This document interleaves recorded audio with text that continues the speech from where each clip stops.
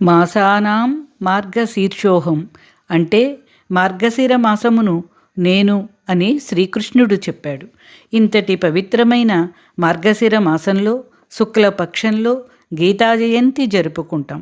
తదిదం గీతాశాస్త్రం సమస్త వేదార్థ సార సంగ్రహం అంటూ శంకరాచార్యుల వారు భగవద్గీతపై తాను రచించిన భాష్యంలో గీతను ప్రస్తుతించారు. భగవద్గీతలో 18 అధ్యాయాలు 700 శ్లోకాలు ఉన్నాయి. భగవద్గీత అమృత భాండం వంటిది.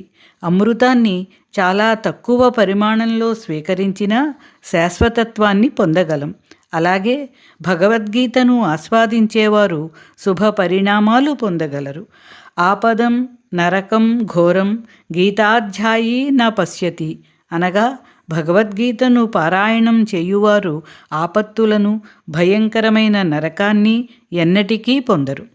గీ అనే అక్షరానికి త్యాగము అని అర్థం. తా అనే అక్షరానికి తత్వజ్ఞానము అని అర్థం. అంటే త్యాగాన్ని తత్వజ్ఞానాన్ని బోధించేది గీత అని భావం. గీతయే నా హృదయం, గీతయే నా యొక్క ఉత్తమ తత్వం, గీతయే తేజోవంతమైన నాశరహితమైన జ్ఞానం, గీతయే నా యొక్క పరమ రహస్యం, గీతయే నా యొక్క శ్రేష్టమైన పదం, గీతయే నా పరమ గురువు, గీతయే నా ఉత్తమ గృహం, గీతను ఆశ్రయించియే నేను ముల్లోకాలను పాలిస్తున్నాను. గీతకు 18 నామాలు ఉన్నాయి. ఆ నామాలను ఉచ్చరిస్తే చాలు సమస్త పాపాలు నాశనమైపోతాయి అంటూ శ్రీకృష్ణుడు ఆ 18 నామాల గురించి ఇలా చెప్పాడు.